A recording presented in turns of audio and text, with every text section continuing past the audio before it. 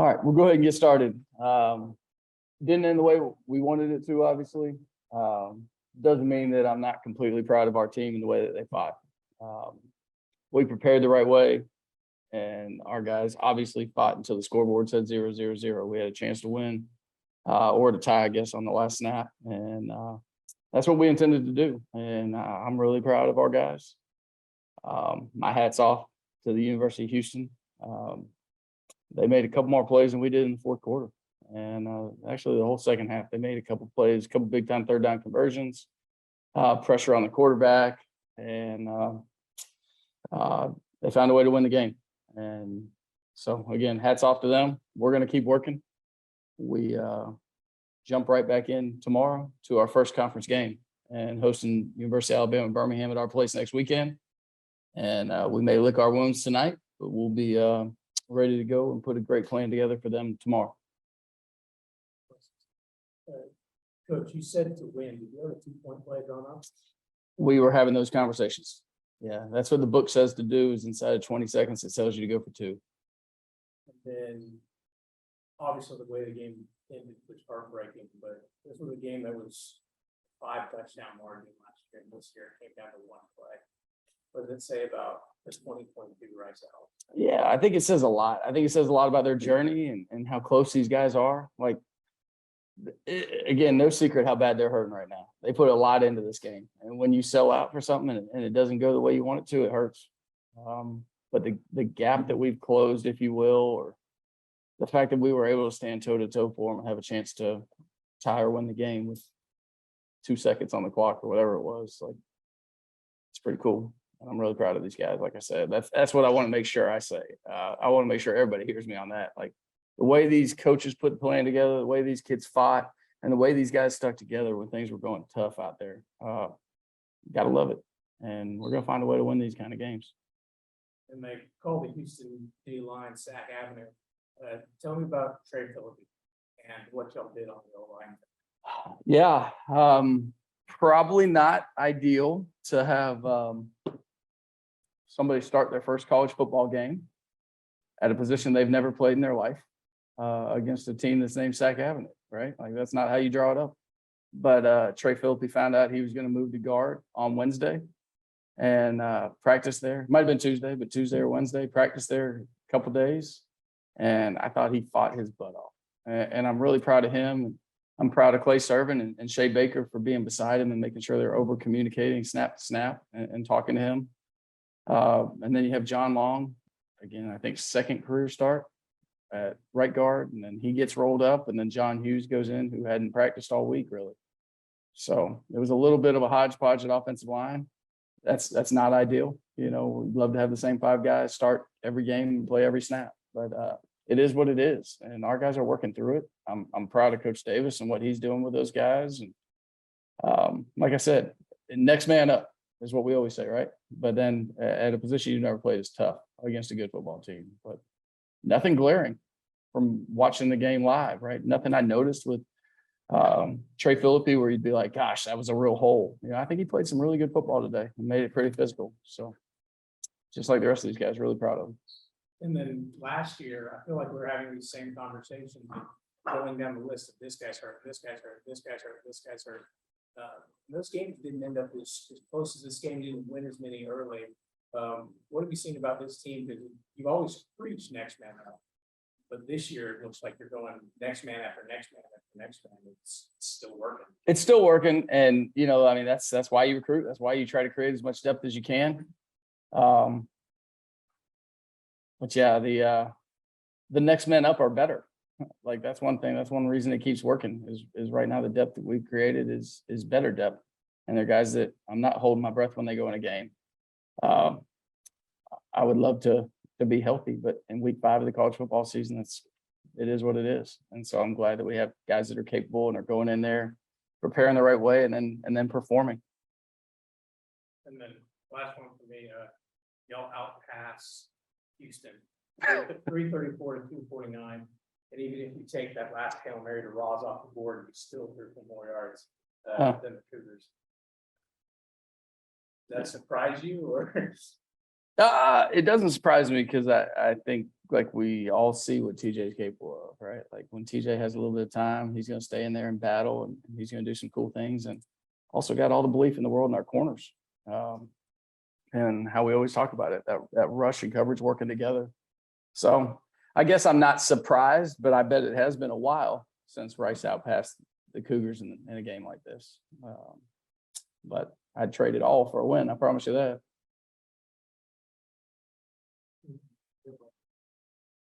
As tough as that inning was, what do you take away from that game from your team? You guys were up multiple times in that game. You were able to control multiple aspects. You just pointed out some of the stats. That seems, even without the win, something a game performance you guys have been building on in a lot of ways. Yeah, because of how bad this game went last year. I don't think any of us are going to feel great about a moral victory tonight, but there's improvement that's pretty clear. And so that's what I take away. And I take away a lot of excitement knowing we're jumping in with this team to conference play next week. And TJ, especially after what you and the team were able to do last week, he didn't just keep you guys in that game. I mean, he was leading you, and then he's still going for it at the very end. Certainly, he didn't even start week 1 at the USC. What have you seen from him at the quarterback position? I've seen efficiency. I've seen toughness. I've seen mental toughness. I've seen a guy that can be in the foxhole with me anytime. Trust him completely. How proud are you of your team and where you guys have come from since the start of camp and preparing for this season to be up in the fourth quarter and playing very, very solid football on both sides of the field, and special teams? Yeah, I mean, proud is the right word. Like I'm proud of what they've done. I'm proud of how they worked. I really wanted to find a way. I wanted them to find a way to win this game. That would have been a heck of a reward for all those things you just talked about. But that's not the way it went tonight. And so they'll be right back at it. I have no doubts. I have no doubts that this team's going to attack Monday the right way and be really hungry as we enter conference play. Coach. All right. Thank you all.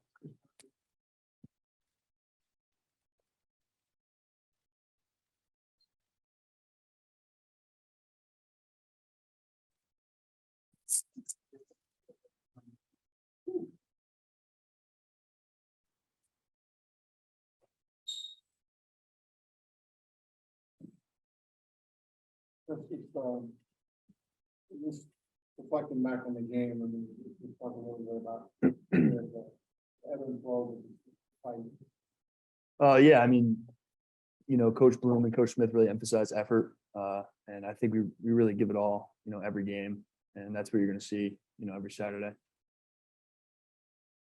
And Chris, you haven't been a part of this game before. It's your first season here. You've been a part of many Rice wins and losses right now, which is something not many of your teammates can say. What is your fresh perspective right to the team? I mean, I'll be honest, I love the culture. I love the guys. Right when I came, they brought me with open arms, and I've loved every second of it. Obviously not the outcome we wanted today, but we'll get after it on Monday, and for sure hopefully get a conference win on next Saturday. And then how have y'all grown as a defense? I know you're only 4 games in, but from the USA game to here, it feels like whether it's 4th down stop or a couple key 3rd downs, that y'all kind of got something like. Yeah, we've grown a lot. For me personally, coming in, the defense is difficult, but we're all getting more comfortable every single week, and it's really starting to click, and it's a great feeling. And then what conversations do you have as an older guy in this defense, with some of the guys in that locker room? Not your first tough one. What do you kind of tell guys? Just keep your head up. Next week's a new week. We're gonna watch the film, and then let it go. I think that moving forward, you always got to look forward. In college football, you can't reflect on the past too much. So we're gonna get in on Monday, and just work for UAB. And then what would kind of your perspective, walk me through, the last 10 seconds of the game when you're standing on the sidelines? Yeah.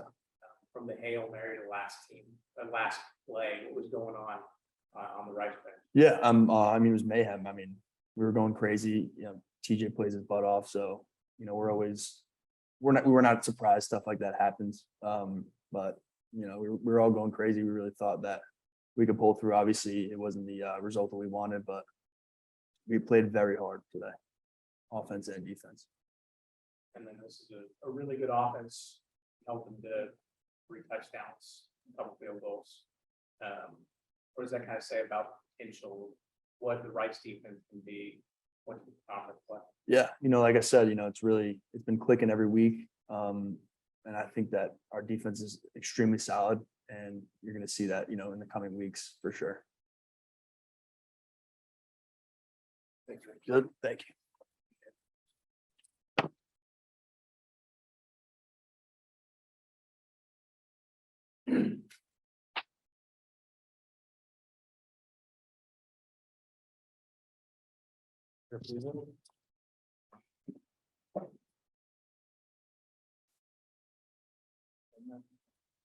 All right, TJ, walk me through the last 15 seconds. Thank you. Yeah, you know, so we knew what we had to do. We had to get in the box and score. You know, end of game situation. We started off just getting a quick, you know, 10, 15 yards on some chunk passes, getting the first down so the clock stopped. Then we got to the Hail Mary situation. Try to get out there as far as I could for our guys. Ross came down with it. You know, luckily they gave us one more second left on the play clock, and then they called a timeout. So we were able to actually run a play. And then, yeah, but I mean, you know, just, hey, we knew if with any time on the clock left, we had a chance. So, you know, we tried to make it happen. Obviously it didn't, but, you know, we did our best, and we're going to, you know, continue to move forward and execute next time. And if you look at the odds makers or whatever said y'all were 2+ touchdown underdogs today. It came down to the last play. What have you seen about this team that gives you the belief that you're going to be in it and have that shot? The biggest thing, especially like, you know, comparing from last year is, you know, when we got down a little bit in the beginning of the game, you know, they're up a touchdown. Usually last year's team, we would have folded. This year, you know, we're so, you know, the bond is so strong between everybody on this team. We all care about each other so much, and we're willing to go so far for each other. We made a lot of sacrifices, and we worked together to obtain a goal. And so I think that's the biggest thing, is just, you know, the bond that we have and how much, you know, we're saying, hey, you know what, guess what, we're going to face adversity no matter what. We love playing these type of games where they're back and forth. Let's go back and let's respond. You know, hey, offense doesn't score, defense gets the ball back for us. Hey, or defense lets them score, offense says, hey, we'll get you guys back. We'll make it even, you know. So just everybody having each other's back and caring about each other. And I know you just care about winning, but this is a program that preaches pound the rock and running the football, play quarterback. Even before the late bomb to Rosner, y'all have thrown for more yards. How does that feel as a quarterback to go toe to toe with a pass heavy offense, and to match up blow for blow, maybe you can have your own? I mean, my goal as a quarterback is just to win games, like you said. So whatever it takes for us to win, if it means, you know, throwing the ball 500 times a game, sure, I'll do it. If it means I only throw the ball 5 times and we hand the ball off every single time, it doesn't matter. My job as a quarterback is to put us in good plays and make sure that we are running the offense effectively. So no matter what that means, you know, yeah, it's always cool to look at stats, but I'd much rather get the job done and win. Then for your own self, how have you grown as a quarterback over now? This is your 3rd college or FBS start, but they hand you the ball with 24 seconds left. Sure didn't look like you'd only seen 100 pass plays level. Yeah, I mean, just our coach has done a great job. I have great teammates, you know, very well experienced guys that are always around me. They know what they're doing. You know, I have all the faith in the world in them that I can, you know, put the ball where it needs to be, and they'll go make a play for me. Coaches put us in the right situation, and throughout the week they also get us prepared. So all I get, you know, make it really easy for me on myself. So it's awesome. Our coaches are great, teammates are great. Then y'all talk about complementary football. What was like on the sidelines when Houston lines up for that 3rd and 1? They don't get it. They have the whole in between quarter changeover to think about it, and then your defense stops them on 4th and 1 and sets y'all up to take the lead. Everybody was juiced. Offense was so happy. Defense was so happy. I mean, we talk about our, you know, our slogan Mudita, you know, happiness for other people. Everybody was ecstatic for each other, because it's like, hey, you know, they got us the ball back. Offense, our job is to, you know, take the ball and score. You know, defense loves when we score because it makes their job easier. And then what's I don't even want, don't think too far in the future right now, but looking back at 4 games of non-conference play, do you feel like y'all, or where do you want to be as a team, as an offense? Kind of what's the next step? You're not there to get there. You know, I think we're pretty close as far as like where we want to be. Obviously perfection is the goal. Sorry, perfection is the goal. And I think we've seen a good increase though from the first, couple of games, especially from USC, moving on to McNeese and then ULL and then even this game. And then just, perfection is going to be finding that complete game, finishing in the fourth quarter or, where we had games where, hey, we had a slow start. We just need to be complete all the way through. And that starts with me, making sure that everybody's prepared and ready. So, I got to do a better job at that. And I think we will get to there when we need to be. And, we're going to, have a good running conference.